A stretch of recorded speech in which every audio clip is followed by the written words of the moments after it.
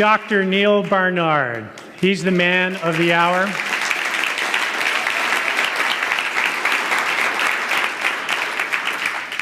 He's a clinical researcher. He's a best-selling author. He is one of America's leading advocates for health, nutrition, and higher standards in research.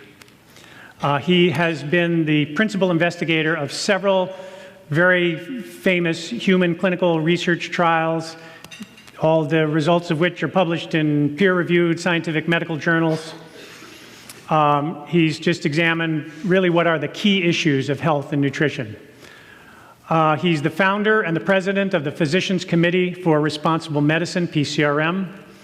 He's also the president of the Cancer Project, which is a nonprofit organization advancing cancer prevention and cancer survival through nutrition education and research. And I've known him for, what, almost 15 years now. He's been coming many times, which we so appreciate and are so honored. He is a really warm, generous, and caring person. And speaking of honors, it's a great honor to introduce him to you all tonight. Dr. Neal Barnard. Thank you, Jeff. It's great to be here. For those of you I haven't met, I haven't actually followed a healthy diet most of my life. I grew up in North Dakota, and my grandpa was busily raising cattle, and so was his father and his father and his father. And my father was in the cattle business, but he didn't like it very much, so he left and went to medical school and spent his life treating diabetes in Fargo. And I never once heard him say that a person with diabetes ever got better. And he always felt that people, where they would prescribe a diabetic diet, people didn't really want to follow it, and they didn't get much benefit, and it was just one-way street toward more and more complications and so forth. And that was my view of American medicine. And I have to say, we ate very much like we were in the cattle business. Every day of my life, it was roast beef, baked potatoes, and corn, except for special occasions when it was roast beef, baked potatoes, and peas. And the year before I went to medical school, I had sort of an eye-opening experience. I was an assistant in the morgue of the hospital. When somebody died in the hospital, maybe from eating hospital food, we would have to examine the body. And one day we had a guy who died of a massive heart attack, and the pathologist knew that I was going to go to medical school, so he said, "Neal, I want you to pay close attention." And he took what looked like a garden clipper, and he went crunch, crunch, crunch through the ribs on one side of the chest, and then he went crunch, crunch through the ribs on the other side of the chest and yanked off the ribs and said, "Look at the coronary arteries." And he explained to me they're called coronary arteries because they crown the heart. And he took a scalpel and he sliced one open and he said, "Look inside." And instead of it being a wide open artery, it was clogged with what looked like chewing gum. Except he had me feel it, and it was hard, and that was atherosclerosis. And we looked at the carotid arteries, and they had the same problem, and the arteries to the legs, the arteries to the kidneys. He said, "We see these in about 3/4 of people by age 23, which was the age that I was at the time. So anyway, at the end of the exam, he walked out, and I took the ribs off the table, and I put them back in the chest, tried to make them fit with the other ribs, and sewed up the skin and cleaned up. And went up to the cafeteria, where it turned out they were serving ribs for lunch. And I have to say, I didn't become a vegetarian on the spot, but I couldn't eat that. Between the look of it and the smell of it, it was to me a dead body. And anyway, you know how it is. You kind of stick your foot in it, and it becomes a black hole that sucks you in, and pretty soon you're a vegan. Now, I have to say, Americans are still eating a lot of this. And a lot of this, and a lot of this. And a year ago, I wrote an article in the American Journal of Clinical Nutrition where I looked at the trends in the American diet over the last 100 years. And I just want to walk you through it. In 1909, the USDA started keeping track of what Americans eat. And in 1909, your average person ate 123.9 pounds of meat in a year. One person per year. But what happened? Well, we've been going up and up and up, and as of about 2007, we were over 200 pounds every person every year. Well, where are we putting 75 pounds extra meat? This year, next year, next year, next year. Well, it's mostly chicken is the big increase. Beef is falling a little bit, but chicken is increasing. Americans now eat more than 1 million chickens per hour. It's about 10 billion per year because we think it's health food, and we're in the worst shape that we've ever been in. Let me say a special word of condemnation for cheese. Back in 1909, your average person ate 3.8 pounds of cheese in a year. But right around the 1960s, fast food chains came in. And any bun is a perfect place to stick a little slice of cheese under it. So a couple ounces of cheese would go on every fast food sandwich. And then pizza, which was not our thing back in 1909, became very popular. And you can connect your home to a restaurant with a telephone wire, and you can have dinner in 30 minutes. And kids will eat it, we can dump it in schools, the government starts promoting it, and pretty soon you've got Americans eating more than 30 pounds of cheese as of about 2005. As of 2011, your average American in a year's time eats about 34 pounds of cheese. Now, I'm not eating any, somebody else is getting mine. So it's bad enough that your average person is eating 30 pounds more cheese every single year compared to a century ago. But it's 70% fat. It's not good fat. It's saturated fat, bad fat. And it's 70%. If it was any worse, it would be Vaseline. And that's what people are eating and feeding to their children. Now, this will not be on the test, but the blue line is sugar, cane sugar and beet sugar. That's falling. But we are more than making up for it with high fructose corn syrup. That's the green line. You add it all together and you get, the red line is total sugar, and that's going up 30 or 40 pounds. So why are Americans overweight? I don't know. I guess we're not exercising enough. No, it's none of that. It's because we're eating 75 pounds more meat, 30 pounds more cheese, 30, 40, 50 pounds more sugar, every person this year, next year, the year after that, and we're feeding the same thing to our kids.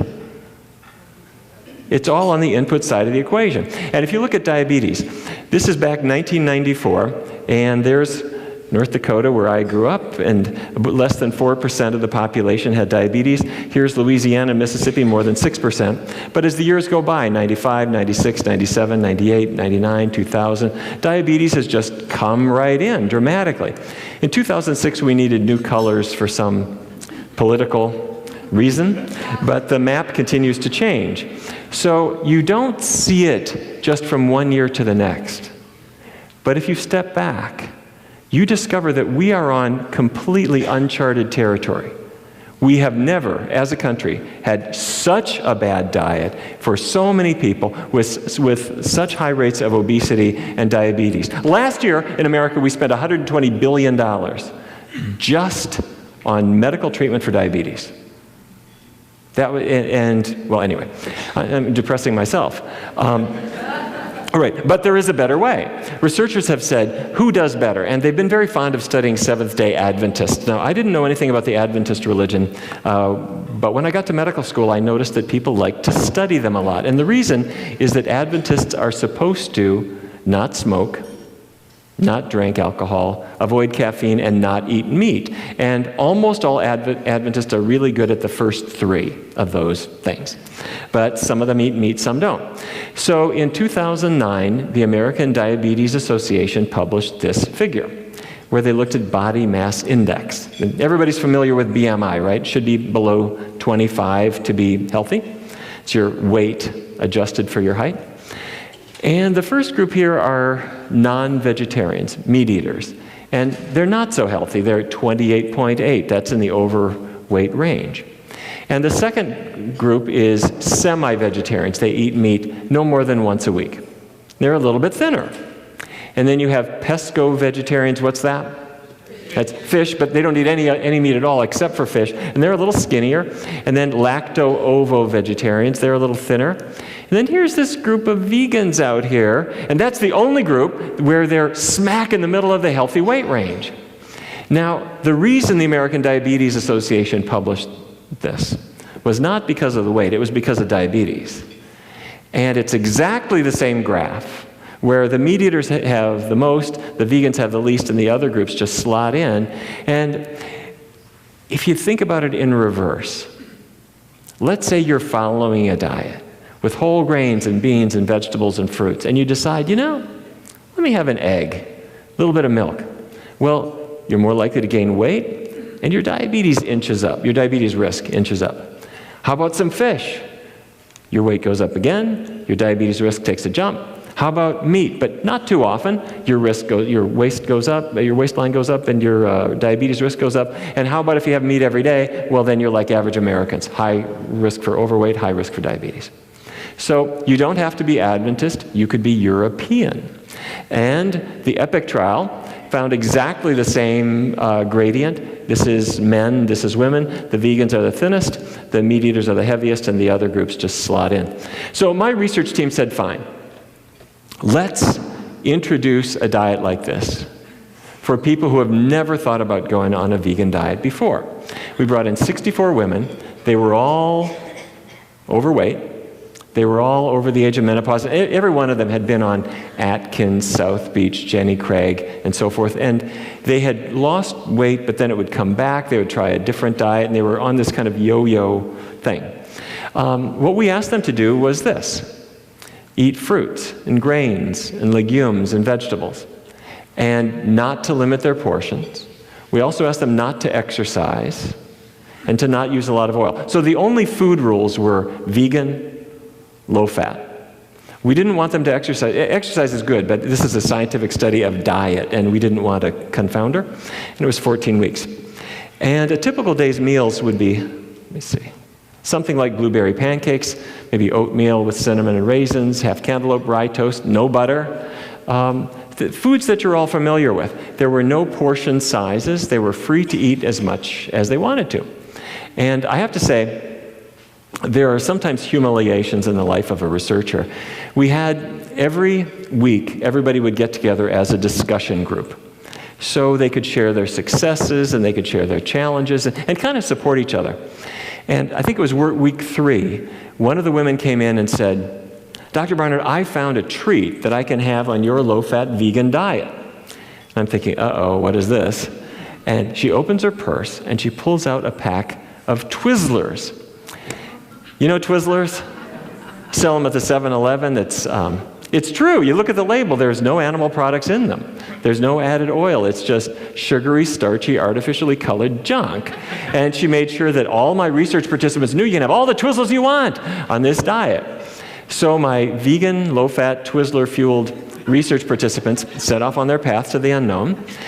And as fate would have it, they lost about 13 pounds in 14 weeks. We tracked them a year later and then 2 years later, and they were skinnier at 2 years than at 1 year. They were skinnier at 1 year than at the beginning. In other words, unlike every other diet they'd ever been on, it was a one-way street. And their waists got thinner. And let me put a human face on this. This is Nancy. Nancy lost about 40 pounds over about a year's time. And she had diabetes. She stopped her diabetes medication. She was in better control on nothing than she was on medicine. And one day she came into the center to tell me about her cooking spaghetti. She had been home cooking spaghetti, and she cracked open a jar of spaghetti sauce, and she poured it in the pan, and she just stopped. She set the jar down. She looked at her hands. She had rheumatoid arthritis. And any of you who have rheumatoid arthritis, you know it starts at the base of your thumbs, and it spreads to the other joints, and whoever is making those vacuum-packed jars, they are obviously a sadist because you cannot open them up. And she realized her pain had just gone away, and she wanted to know why this was. And I mentioned to her that I'd written a book back more than 10 years ago called Foods That Fight Pain, because we found that the inflammation in the joints is caused by, in many cases, a foreign protein that elicits a reaction in the body. It causes the inflammation, that's the pain. You take that foreign protein out, you get better. Dairy is the most common. It's not the only one, there are others, but it's the most common. Bingo, she had no more pain. And maybe 50, 60, 70% of people with classic rheumatoid arthritis improve, or it just flat out goes away. So if you want to have a person really stick with your diet, cure their pain, make their symptoms go away. This is Vance. Vance was a policeman in Washington. His father was dead at age 30, Vance was 31 when he was diagnosed with diabetes. He was in his late 30s when he came in to see us. Lost 60 pounds over a year, stopped his diabetes medications. His diabetes became undetectable, which is something his personal physician had never ever seen before. And when I was asking Vance his permission to tell his story and to share it with other people, he said, make sure you tell everybody that my erectile dysfunction went away too. Okay, so how does it work? Why do you lose weight with this kind of diet? The first thing is a complete no-brainer. If you're eating vegetables and fruits, they have fiber. Fiber fills you up, holds water, doesn't have much in the way of calories, so you're full. And so all of these foods tend to be filling with very few calories. But Velveeta is not from a plant, it's from an animal, it doesn't have any fiber. Every last calorie in it, and every last calorie in an egg, every last calorie in chicken or turkey or beef, you get full advantage of it, so to speak. The second thing, though, is that you burn calories faster. We measure metabolism.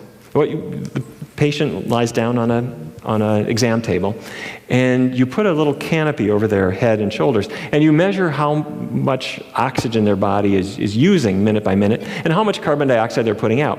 And you can measure their metabolism. Then you feed them a meal, and their metabolism goes up for about 3 hours after the meal, and you measure it. Except when they go vegan, you bring them back a couple months later, lie them down on the table, measure their metabolism, and feed them exactly the same meal.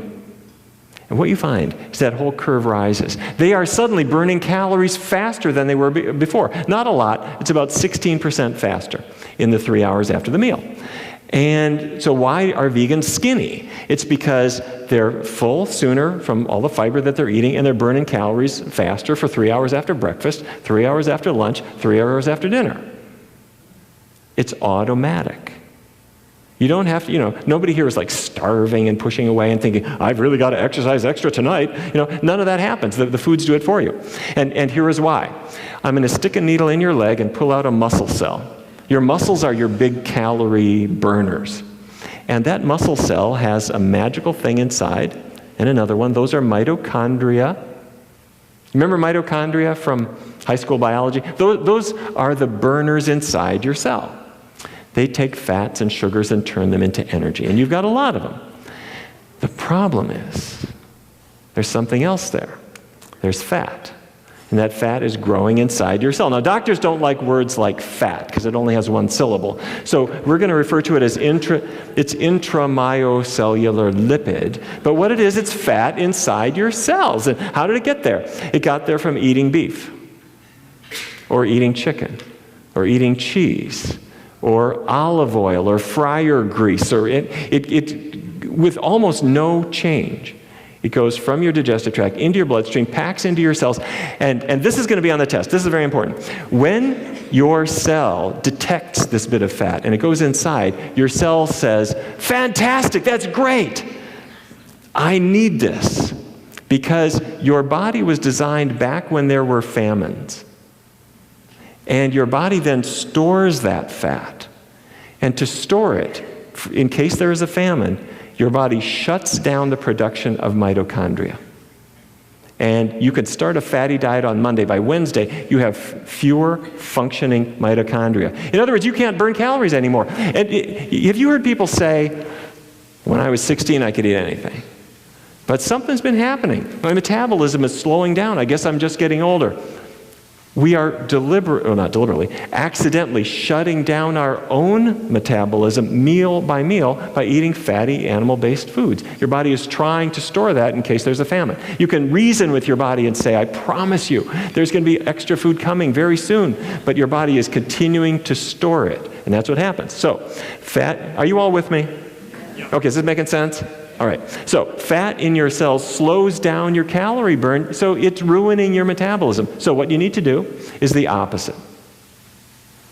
Get the animal products off your plate. How much animal fat is there left? None. Keep the oils kind of low. Don't take that bottle of olive oil and go glug, glug, glug, glug, glug, glug, all over your pasta. If you keep the oils low, it drains out of your cells. It's very quick. Okay? So, getting the fat out of your cells boosts your after-meal calorie burn. Let me share with you how we've applied this to diabetes. In 2003, NIH gave us a grant to test a vegan diet for diabetes, and it worked great.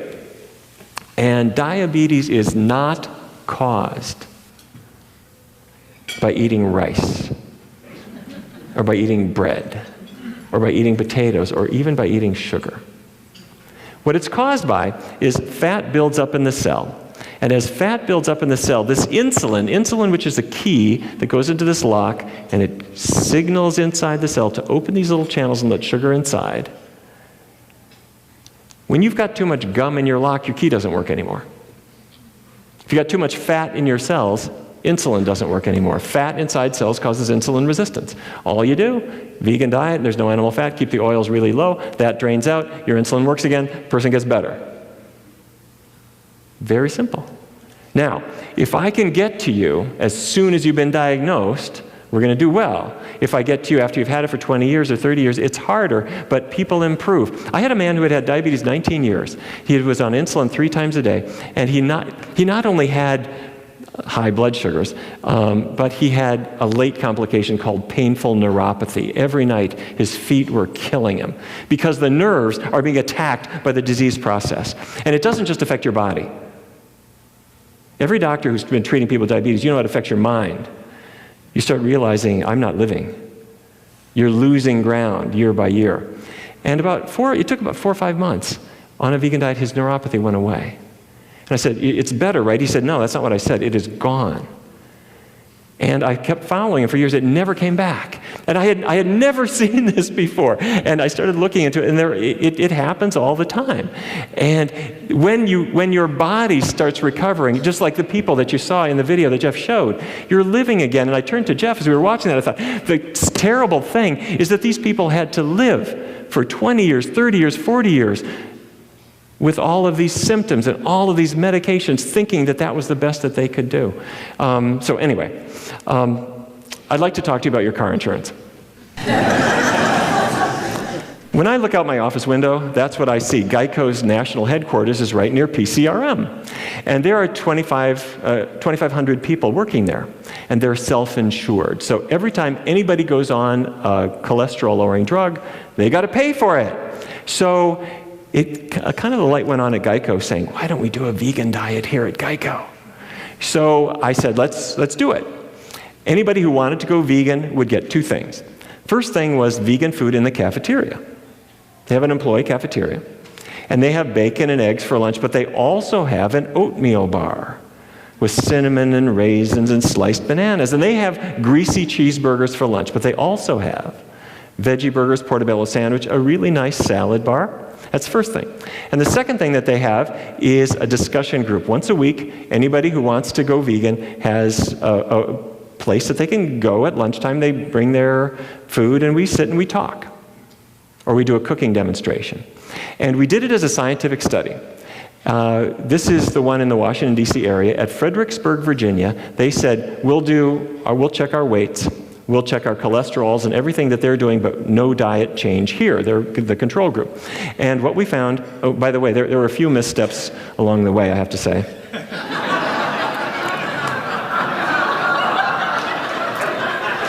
We had to work with the cafeteria. They were doing their best, I mean. Anyway, the people in Fredericksburg didn't lose any weight. This was July through December. Some people dropped out and they didn't lose anything, or they might have gained. The biggest weight loss we had was 46 pounds from July through December, but your average, including everybody, was 11.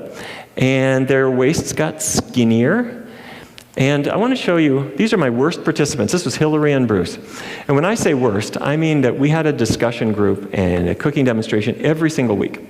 And they would show up and pay no attention at all. They sat in the back of the room. They would just chatter and look into each other's eyes and talk about things, and they were paying no attention. And I thought, what is with you people?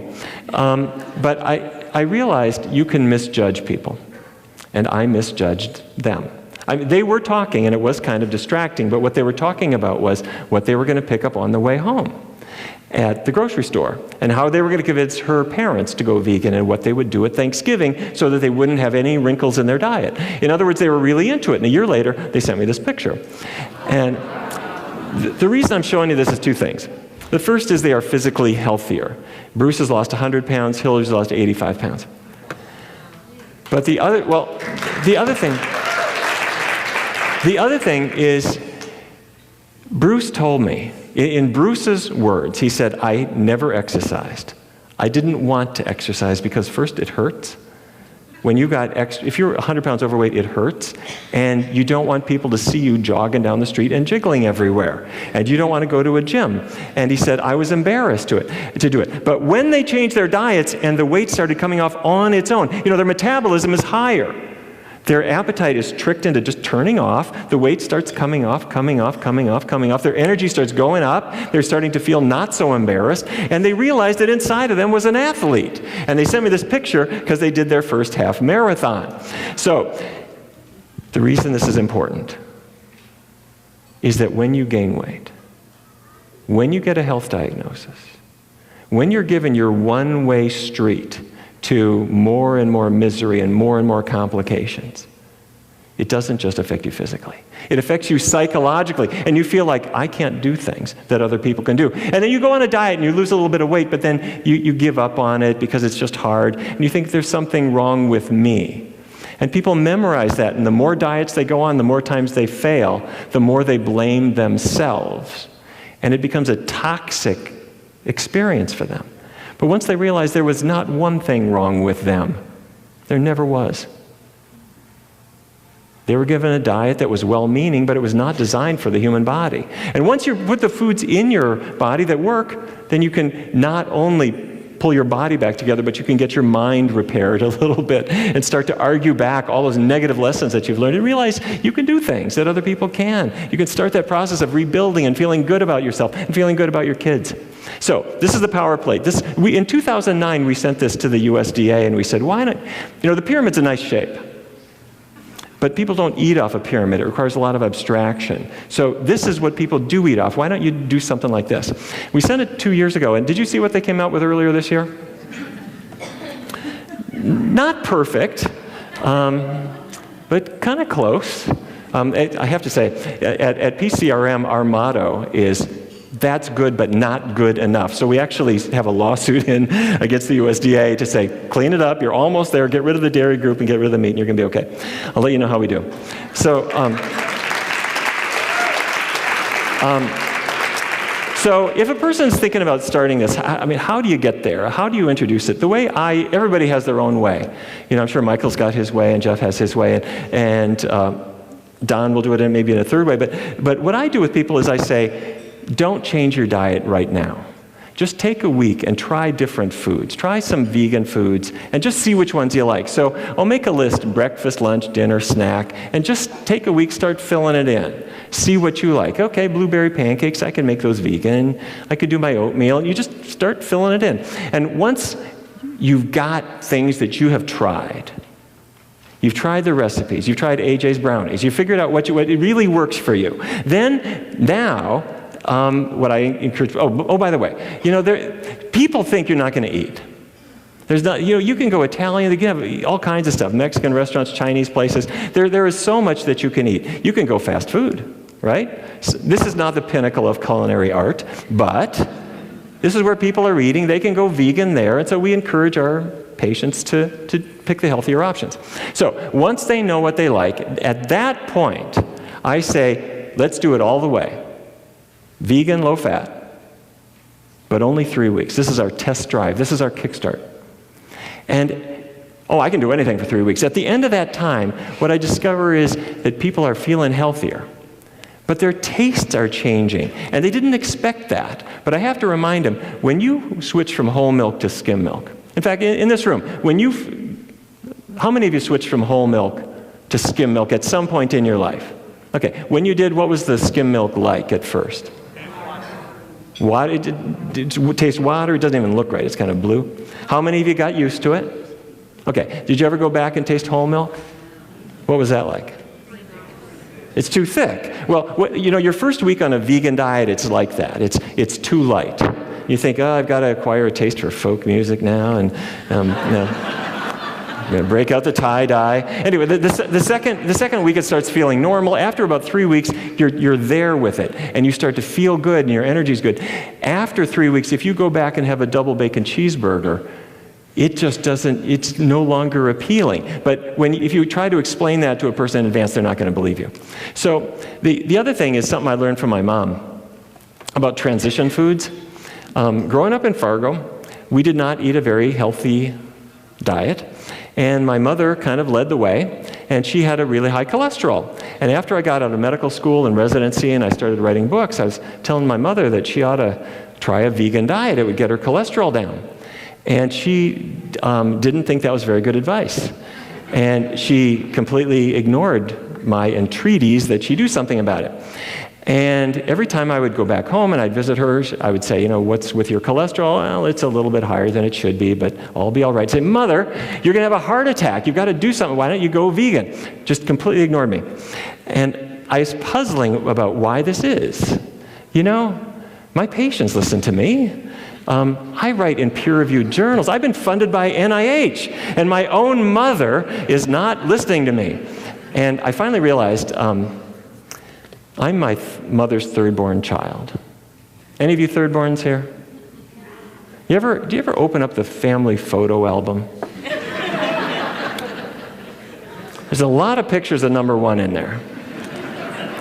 There's some pictures of number 2, but to find you got to look in the index. So what that means is your parents may love you, but they know what a dribbling toddler is like. They're not really excited. They're not paying any attention to you. You can look your mother in the eye and you can say, Mother, you have atherosclerosis. You have hypercholesterolemia. She thinks it's cute, you know, big words. She's not paying any attention to you. That's my mother. So she goes to her doctor, and the doctor says, enough. I'm going to put you on some medicine. I want you to take it. She says, okay, I'll take it. How long do I have to take it for? He says, you don't get it. I'm going to put you on a cholesterol-lowering drug. I want you to take it daily, forever, to control your cholesterol. She says, I have to take medicine forever for it to work. She doesn't like that idea. She says, I got to think about this. She goes home and picks up a book I wrote called Food for Life. Neal told me, I make these meals, my cholesterol level ought to go down. My mother does it. She starts a vegan diet. She does it for 7 weeks. She goes back to the doctor. The doctor gets her lab slip, and he looks at her cholesterol level. And he looks at my mother. And he looks at the cholesterol level, and he says, I need you to come back. There's something wrong with our laboratory. Her cholesterol had dropped 80 points. And he thought this was physiologically not possible. It's like your doctor, Sabrina. I was just like, no, this doesn't happen. And she says, wait a minute, if that's real, would I need medicine? He said, no, this is like a 12-year-old's cholesterol level. You wouldn't need anything at all. She says, thank you, I got it, bye. My mom goes home. She picks up the phone and calls me up and says, Neal, why didn't you tell me about this before?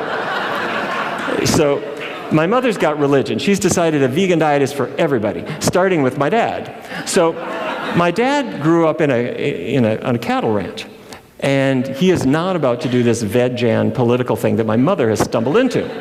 However, every man born in 1925 has one thing in common, and that is they don't cook. They don't prepare meals, they don't clean up, they don't know where the kitchen is. My father has never shopped for food in a day in his life. And he sits at a table, and when he's hungry, food comes. When he's done, the plates go, stick around 3 or 4 hours, it starts again. And that's been the arrangement for decades. And so my mother takes full advantage. She goes to the store and gets a good bread, some Dijon mustard, which in Fargo is saying something, and she'll get some romaine lettuce and some plum tomatoes, and she slices them up, and she'll put some phony bologna on top, like fake meat. It could be ham or turkey, but it's the soy versions of these things, or gluten. You know, it's vegetarian meats. Gives them to my dad. Doesn't detect a thing. Says, this is fine, Margaret, sure. He thinks it's great. So anyway, the reason I'm telling you this is, it's been years now, and he hasn't really detected it. And I've got 2 vegetarian parents, and only one of them actually knows it. So The thing is, these fake meats are not really a wonderful thing necessarily. I view them as sort of a bridge to get people from where they are to healthier foods, But like there are times when they're very handy. If the neighbor kids are coming over for birthday, do not make them lentil loaf. They're going to beat your kid up. What you got to do is give them veggie hot dogs, and they'll think that's a cool political statement. So those are the transition foods. Just a few resources. We've got lots of books based on the work that we've been doing. And one thing, have any of you done our Kickstart program? We've had a lot of fun with this. It's just an online program. We've had 150,000 people do it.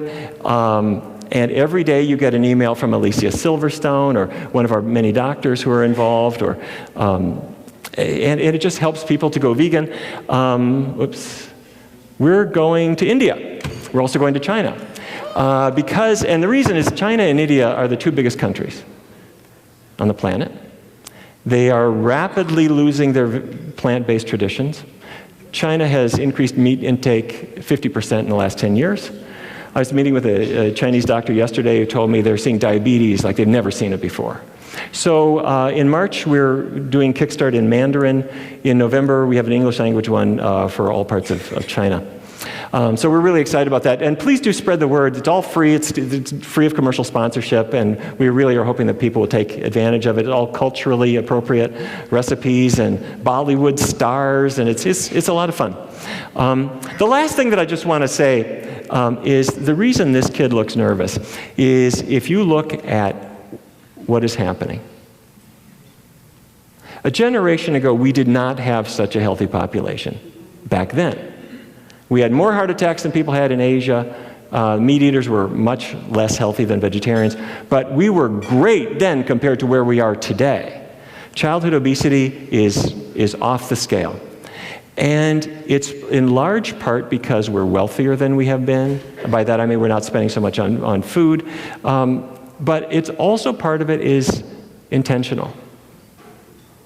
By intentional, I mean the U.S. Congress sits down and decides every 5 years how much money we're going to give to the dairy industry. How much money are we going to put into raising feed crops for cattle and hogs and chickens?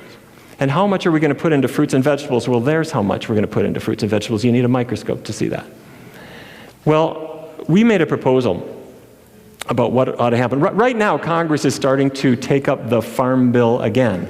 And we suggested that farmers are good, honest folks.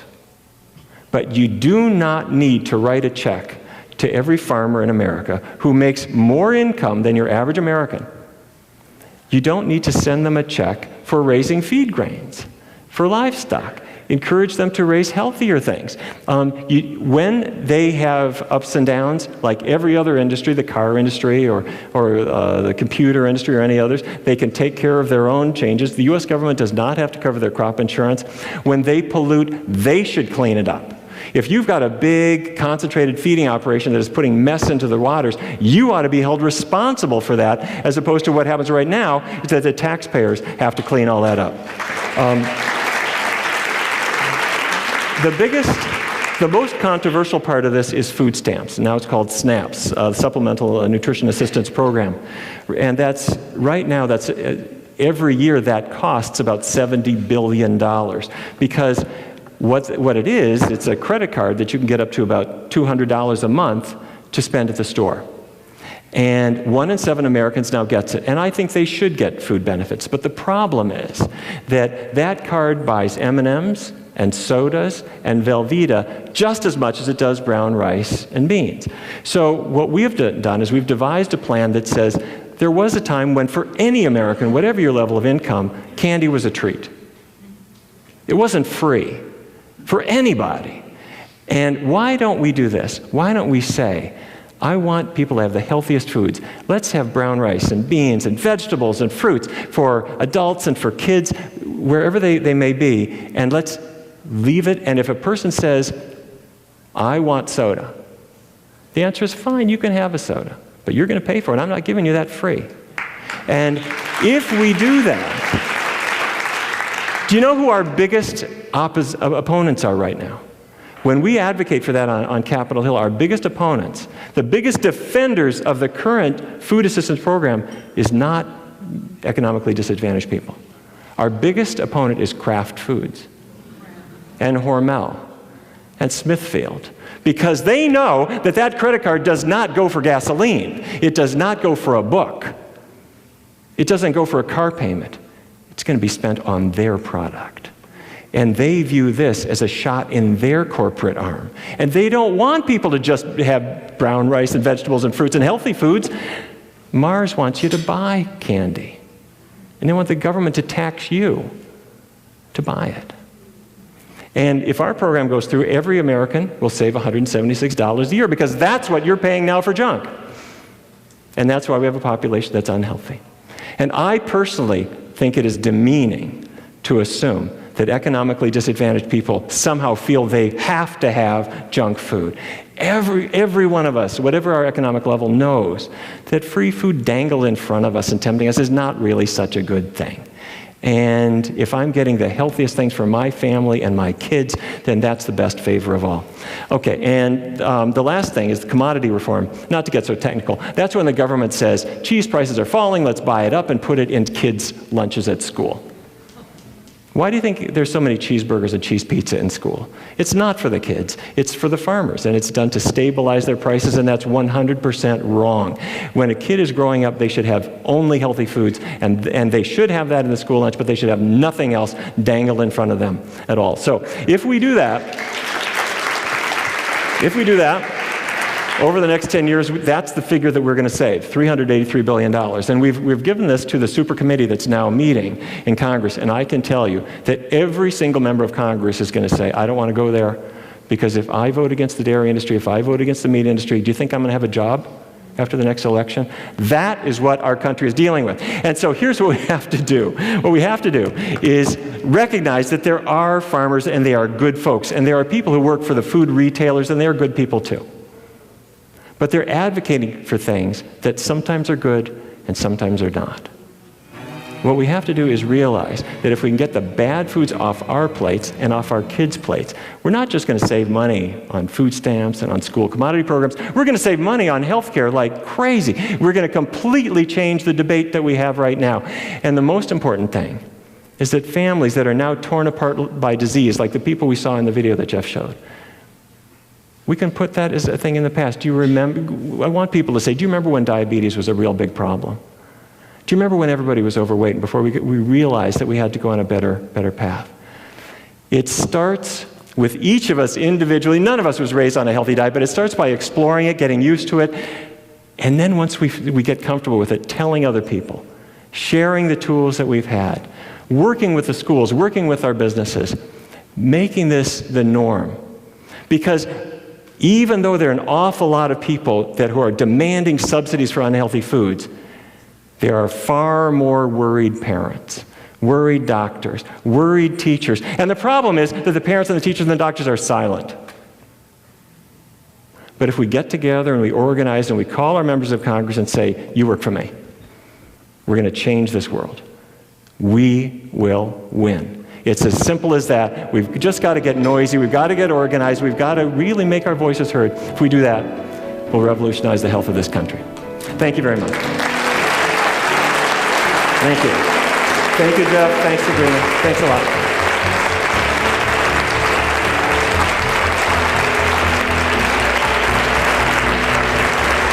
Thank you. Thanks a lot.